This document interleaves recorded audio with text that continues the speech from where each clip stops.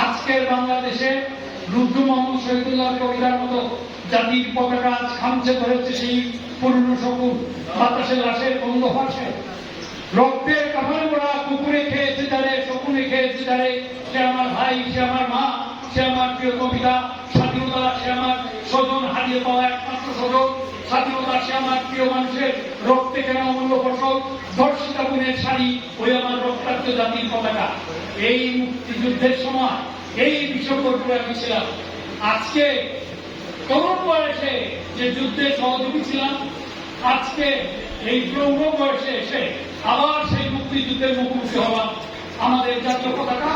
আমাদের সংবিধান আমাদের জাতীয় সঙ্গীত আমাদের জাতীয় রাষ্ট্র আমাদের জাতির পিতা সবকিছুকে প্রশ্নবিদ্ধ করার চেষ্টায় যারা কাজ করে যাচ্ছেন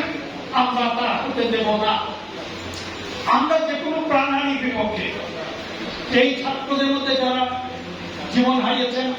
আমাদের হোক অন্যজনের হোক যে কারেই হোক আমরা তাদের জন্য দুঃখ প্রকাশ করছি কোটা ছিল না ধরনের শেখ হাসিনা 2018 সালে বলছেন কোনো কোটা নাই তারপরে একটা মামলা হয়েছে এই মামলার অজুহাতে বাংলাকে ধ্বংস করা হচ্ছে সুতরাং বাংলাকে ধ্বংস করতে দেওয়া যাবে না আপনারা জানেন জাতি আজ একটা ক্রান্তি লগ্ন পার করছে যে মুক্তিযুদ্ধ আমরা ৫০ বছর আগে শেষ হয়ে গেছে বলে মনে করেছিলাম সেই মুক্তিযুদ্ধ ৭৫ শেষ হয় নাই আমাদের জাতীয় পতাকা নিয়ে প্রশ্ন তোলা হচ্ছে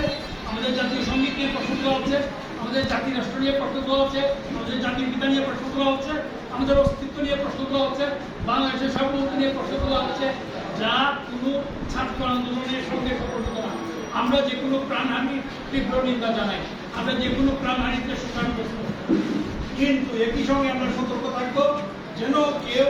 এর সুযোগ নিয়ে চক্রান্ত করে রাষ্ট্রবিধি এবং আমাদের সংবিধান বিধি আমাদের স্বাধীনতা বিধি কোনো কার্যকলাপ আমাদের উপর চাপিয়ে দিতে না পারে বাংলাদেশ রাষ্ট্র সবার বড় এই দেশ এবং জাতি সবার বড় সরকার তার চেয়ে ছোট আমরা যারা নাগরিক তারা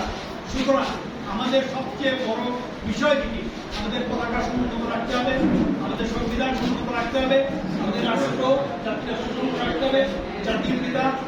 সর্বকালের সর্বশ্রেষ্ঠ আলী বঙ্গবন্ধু শেখ মুজিব তার শ্রেষ্ঠত্ব বজায় থাকবে সংবিধানের শ্রেষ্ঠত্ব বজায় থাকবে এবং একটি নির্বাচিত সরকারের ধারাবাহিকতা বজায় থাকবে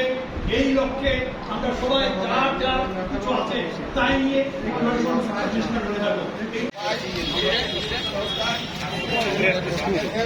বুঝে না